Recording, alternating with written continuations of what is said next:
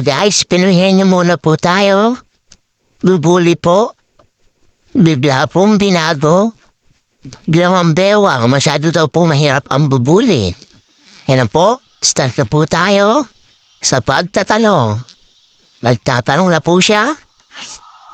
Upang nahihirapan na ang tagasagot. Sige. Pasensya na po kayo, medyo maulan dito.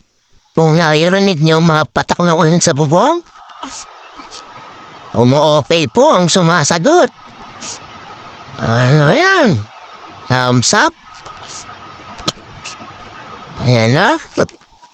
Nagkakagulo na po sila.